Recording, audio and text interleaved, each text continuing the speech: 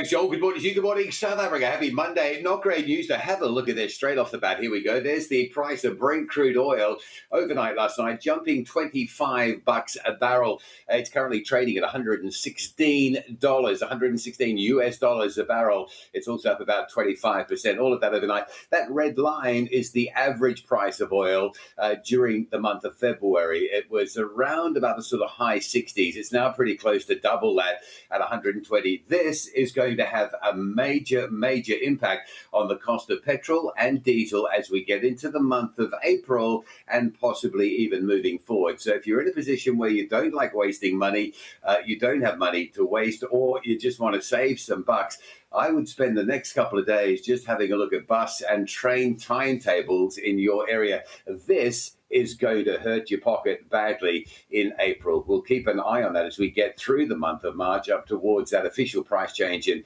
April, but it is going to be a shocker. Absolutely, no doubt about that. All right, southern parts of KZN, the R102 at the Umzimkula River Bridge still closed. No change there over the weekend. If you're driving just north up towards Shepston, it's a major route, forces a lot of traffic out in the alternatives towards the N2, and it all gets horribly backed up through there. Cape Town are busy back to work on Monday as we have a look at the live traffic patterns coming in from Khayelitsha. Look at the N2. It's already full of traffic from Baden-Powell Drive, passing Khayelitsha, up towards that airport runway area, up towards sort of Borchers Quarry Road. That's a very heavy queue into Cape Town for this time of the morning. It looks like Cape Townians want to get in and get out before that real heat comes in. It is a heat wave. You saw Joel mentioning the heat wave for Cape Town and parts of the Western Cape this week. The temperature set to climb. And one of the impacts it will have across the day is what I call heat wave traffic. This is the sort of South Peninsula. So if you're moving between Muizenberg and Fish Hoek across the course of this week, not only today, but this week, you'll have so many motorists wanting to get down and cool off at those beautiful beaches